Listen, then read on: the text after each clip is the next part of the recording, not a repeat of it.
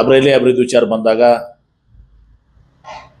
ಇವತ್ತು ಮುಂಬೈ, ಅಹಮದಾಬಾದ್, ಕೋಲ್ಕತ್ತಾ,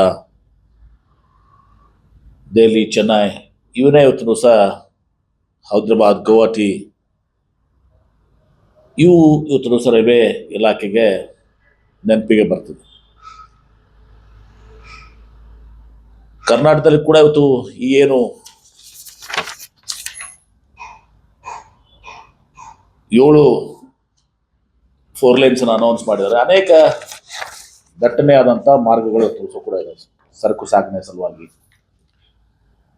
ಆ ಪ್ರಾಥಮಿಕ ಸತ್ಯವನ್ನು ಕೂಡ ಇವತ್ತು ಸಹ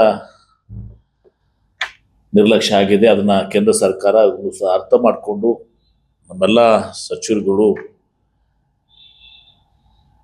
ಇವತ್ತು ಇದಕ್ಕೆ ಒತ್ತನ್ನು ಕೊಟ್ಟು ಈ ಅನ್ಯಾಯವನ್ನು ಸರಿಪಡಿಸಬೇಕು ಅಂತೇಳಿ ನಾನು ಕೋರ್ತೇನೆ.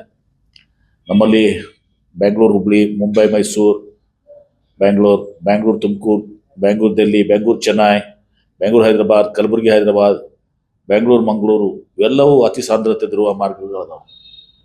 ಆದರೆ ಇಲ್ಲಿ ಅದಕ್ಕೆ ಪೂರಕವಾಗಿ ರೈಲ್ವೆ ಮಾರ್ಗಗಳನ್ನ ತುಂಬ ಸಹ ಅಭಿವೃದ್ಧಿಪಡಿಸಿಲ್ಲ. ಉದಾಹರಣೆ ತೆಗೆದುಕೊಂಡ್ರೆ ಬೆಂಗಳೂರು ಪುಣೆ, ಪುಣೆದಿಂದ ಮುಂದೆ ಮುಂಬೈ ಅತಿ ದಟ್ಟಣೆ ಇರುವಂಥ ಜಾಲ ಅಭಿವೃದ್ಧಿಪಡಿಸಿದ್ರೆ ಅತಿ ದಟ್ಟಣೆ ಇರುವಂಥ ಒಂದು ಜಾಲ ಆಗ್ತಿತ್ತು. ಹಿಂದೆನೂ ಕೂಡ ನಾವು ಹೈ ಸ್ಪೀಡ್ ರೈಲ್ವೆ ನೆಟ್ವರ್ಕ್ ಬಂದಾಗ ನಾವು ಏನು ಚೆನ್ನೈ ಹೈದರಾಬಾದ್, ಅದು ಚೆನ್ನೈ ಬೆಂಗಳೂರು ಮತ್ತು ಹೈದರಾಬಾದ್ ಬೆಂಗಳೂರು ಇದು ಬಹುತೇಕ ಆ ರಾಜ್ಯಗಳಿಗೆ ಹೆಚ್ಚಿಗೆ ಅನುಕೂಲ ಆಗ್ತದೆ. ಉಲ್ಟ ನಮ್ಮ ಬೆಂಗಳೂರಿಗಾಗಲಿ ಕರ್ನಾಟಕ ರಾಜ್ಯಕ್ಕೆ ಒಂದು ಸಹ ಹೆಚ್ಚಿನ ಅನುಕೂಲ ಆಗೋದಿಲ್ಲ. ಆವಾಗನೂ ಕೂಡ ನಾವು ಒತ್ತಾಯ ಮಾಡಿದ್ದೀವಿ.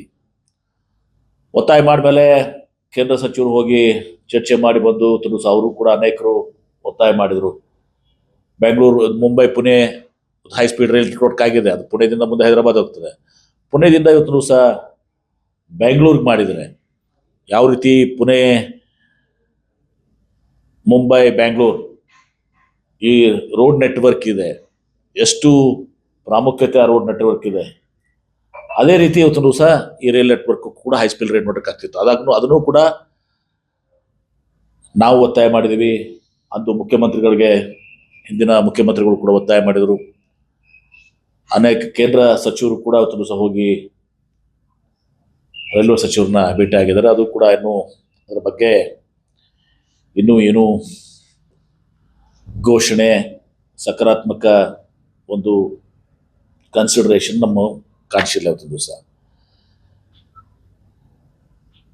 ನಮ್ಮಲ್ಲಿ ಸುಮಾರು 330 ಕಿಲೋಮೀಟರ್ ಕರಾವಳಿ